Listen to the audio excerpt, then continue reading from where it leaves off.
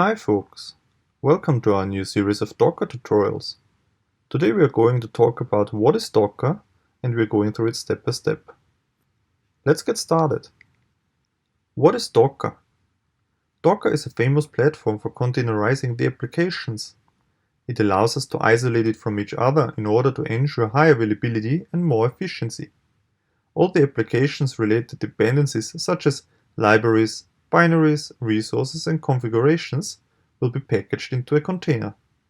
It ensures the application to be run in its own environment without dependencies and influences of the host system or parallel running containers.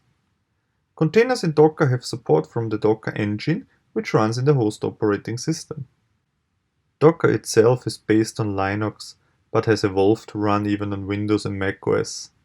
Docker allows us to download images from a Docker registry and run those images. We're able to build our own images with simple methods and publish those images to a Docker registry to be reused. What are benefits of Docker? First of all, reproducibility. Docker containers are identical on any system that can run Docker. The very same Docker container that is shipped through a Docker registry through many systems is always running constant in the same defined environment. Compared to this, if you install your own application on many systems without Docker, each of those systems are unique and make troubleshooting and identifying problems harder. Another aspect is isolation. Each container is built on its own and therefore the runtime of a container is not affecting the host system or parallel running containers. It is recommended to use separate containers for each component of your application, like a web server with your frontend or a database server. A general rule says to have for each running process a separate container instance. Another interesting benefit is the Docker Hub. You can publish your image to the Docker Hub, or you can straightaway use one of many well-maintained images from the Docker Hub, like Linux distributions, databases, web servers, and many more other applications.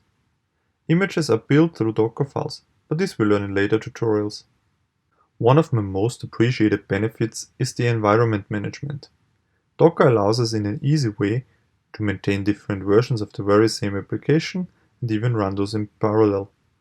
Therefore, also upgrading versions of a running system is done in a very fast and straightforward manner. Last but not least, the continuous integration.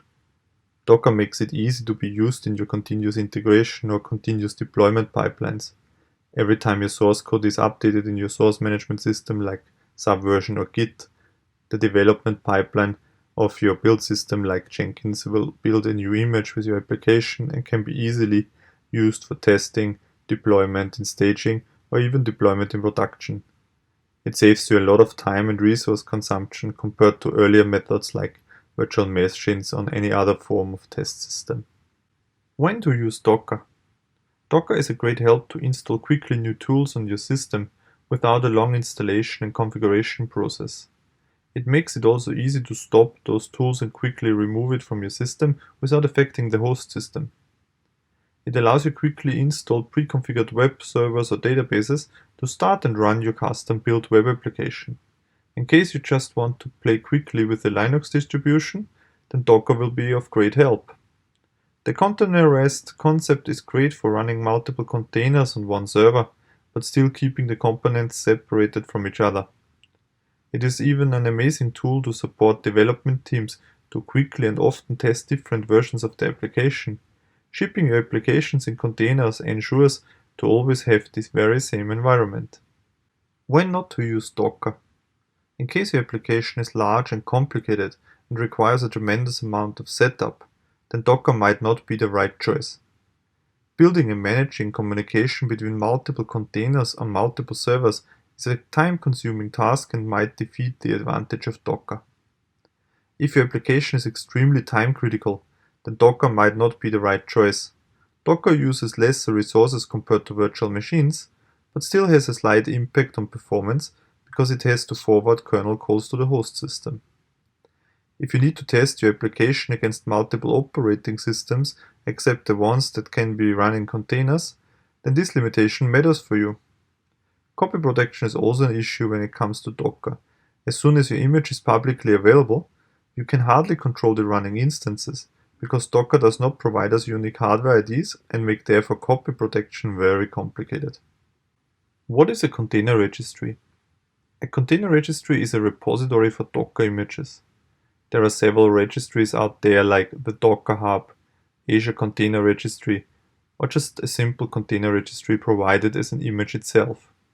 You can upload images to registries by defining to which registry and optionally to which account, as well as to which repository and which tag.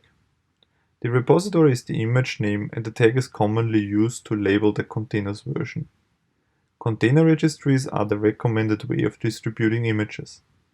Which operating systems are supported? We need to separate this topic into host operating systems, on which the Docker engine runs, and into guest operating systems, which are the running containers with the applications. Host operating systems are Linux, macOS, and Windows, and guest operating systems are Linux or Windows. The best choice is a Linux host with a Linux-based container, as there is a separate Linux virtual machine started in macOS or Windows for Linux containers. But more to this in further tutorials. Thank you very much for watching this introduction into Docker. If you enjoyed the video, please press like and subscribe to our channel.